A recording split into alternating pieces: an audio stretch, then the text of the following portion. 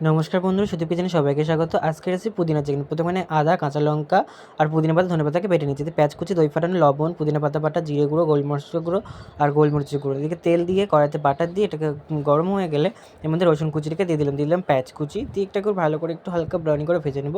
নেওয়ার পরে ধুয়ে রাখা মাংসটাকে আমরা দিয়ে দেবো। মাংসটা দিয়ে বেশ কষাতে থাকবো। এই সময় কষানোর সময় গ্যাসের ফ্লেমটা একটু বাড়িয়ে দেবো। দিয়ে ভালো করে কষিয়ে নেব। কষানোর পর মধ্যে দিয়ে দেবো ফ্যাটানো টক দই দিয়ে এটাকে ভালো করে মিক্স করে আবার একটু কষিয়ে নিয়ে 3 থেকে 5 মিনিট এটাকে আমরা আবার ঢেকে দেবো। ঢাকা দেওয়ার পরে ঢাকাটা খোলার পরে মধ্যে স্বাদ অনুযায়ী জিরে গুঁড়ো দিয়ে দেবো, গোলমরিচের গুঁড়ো দিয়ে দেবো, গরম মশলার গুঁড়ো আর স্বাদ অনুযায়ী লবণ দিয়ে এটাকে ভালো করে কষাতে থাকতে হবে। কষানোর ভালো করে যত কষবে তত কিন্তু সফটই হবে।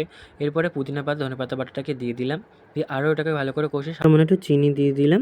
10 মিনিট এটাকে ঢাকনা দিয়ে দিলাম। ঢাকা দিয়ে খোলার পরে একটু করে ফুটিয়ে নিলাম। ফুটিয়ে নিয়ে গরম গরম ভাতের সাথে পরিবেশন করলাম পুদিনা চিকেন। ওফ! তা